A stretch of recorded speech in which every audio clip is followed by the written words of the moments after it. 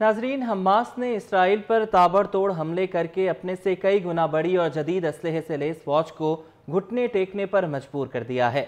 मशरिक़ वस्ता में बढ़ती हुई कशीदगी और हमास और इसराइल के दरमियान जारी जंग ने कई सवालात को जन्म दिया है। आखिर हमास को अपने 50,000 मुलाजमीन और जंगजुओं और असलहे के खर्च के लिए फंड्स कहाँ से मिलते हैं? कौन से ममालिक या तंजीमें हमास के स्पॉन्सर्स हैं और इस बड़ी इस्लामी तंजीम के लिए पैसा कहाँ से आता है? आखिर किस बलबूते पर इस तंजीम का तकरीबन 2 दहाइयों से गजा पर कंट्रोल है? 2 साल कबल 11 दिन तक जारी रहने वाले इसराइल के साथ अपने आखिरी तनाज़े में हमास ने 4000 रॉकेट फायर किए थे, लेकिन रवां साल 7 अक्टूबर के हमले में इसने सिर्फ एक दिन में कई हजार रॉकेट फायर कर दिए, जिससे यह जाहिर होता है कि इसके पास अब भी रॉकेटों का बड़ा जखीरा मौजूद है। अस्करी अखराजात के अलावा गजा की पट्टी के तकरीबन 50,000 मुलाजमीन की तनख्वाहों का जिक्र भी जरूरी है, जो हमास के हुकाम के मुताबिक $30 मिलियन माहाना से ज्यादा हैं। इसके अलावा हमास उन लोगों को भी माली इमदाद फराहम करती है जिन्होंने मुख्तलिफ तनाज़ात में अपने खानदान के अफराद को खो दिया या जख्मी हुए हैं। इसके अलावा हमास अपने ग्रुप के कुछ अफराद के लिए पानी, बिजली और यहाँ तक कि उनके घर का किराया भी अदा करती है। रॉयटर्स के मुताबिक गजा हुकूमत का सालाना बजट $700 मिलियन से जायद है, जिसमें से $260 मिलियन मौजूदा अखराजात के लिए मुख्तस किए गए हैं। हमास और गजा पट्टी में कायम हुकूमत की माली आनत 4 तरीकों से होती है। कुछ तो दूसरी हुकूमतों की मदद से उनकी इमदाद शुमार होती है, शहरियों और खैराती इदारों से उन्हें ताउन मिलता है, क्रिप्टो करेंसी मार्केट में काम करके कुछ पैसे हासिल होते हैं और मुख्तलिफ ममालिक में सरमायाकारी से भी उन्हें पैसे आते हैं। ये कहा जाता है कि ईरान, कतर, कुवैत, तुर्की, सऊदी अरब, अलजायर, सूडान और मुत्तहिदा अरब अमारात हमास के माली और सियासी हिमायती हैं।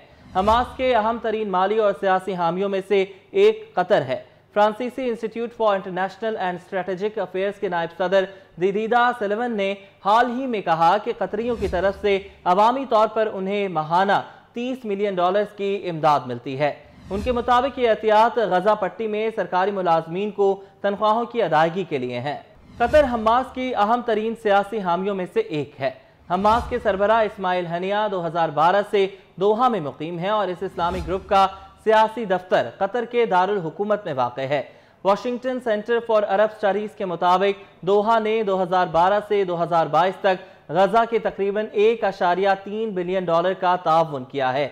इस इदारे ने कहा है कि गुज़श्ता 2 दहाइयों के दौरान मुत्तहिदा अरब अमारात के ममालिक ने मगरबी किनारे और महमूद अब्बास की हुकूमत को $2 अरब, अलजायर ने $908 मिलियन, कुवैत ने $758 मिलियन और सऊदी अरब ने $4 अरब 766 मिलियन फराहम किए हैं। और मगरबी किनारे ने वादा किया है कि वो इसमें गजा पट्टी को इसका हिस्सा फराहम करेगा और इसने अपने वादे पर अब तक अमल भी किया है। फलस्तीन में हमास की इब्तिदा इख्वानुल मुस्लिमून की शाख के तौर पर हुई थी। इख्वानुल मुस्लिमून एक इस्लामी तंजीम है और इसकी बुनियाद मिस्र में सन 1928 में रखी गई थी। मिस्र के गजा पट्टी के साथ करीबी ताल्लुकात रहे, लेकिन अब्दुल फत्ताह अल सीसी के मिस्र में बरसरे इख्तिदार आने के बाद यानी सन 2013 के बाद से मिस्र में मुकीम फलस्तीनी ग्रुपों के दरमियान ताल्लुकात कमजोर हो गए हैं।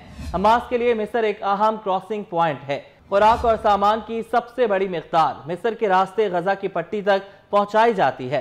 अमरीकी think tank council of foreign relations के मुताबिक सन 2021 में हमास ने मिस्र और मगरबी किनारे से आने वाली अशिया से $12 मिलियन से ज़ायद टैक्स वसूल किया।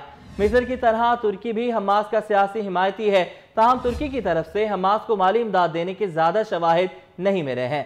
फिर भी इसराइली मीडिया के ख्याल में तुर्की हमास को सालाना $300 मिलियन अमरीकी का ताउन देता है। इसके अलावा इसराइली हुकाम ने रवां साल जुलाई में ऐलान किया था कि तुर्की से गजा के लिए 16 टन धमाका खेज मवाद भेजा गया था, जिसे जब्त कर लिया गया।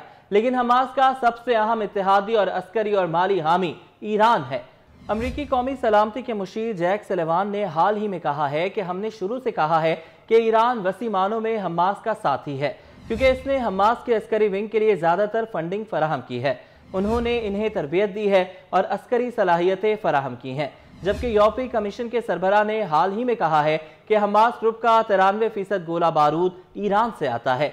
ईरान की हमास को माली इमदाद के हवाले से अमरीकी वजारत खारजा की 2020 की रिपोर्ट के मुताबिक ईरान हमास को सालाना $100 मिलियन फराहम करता है।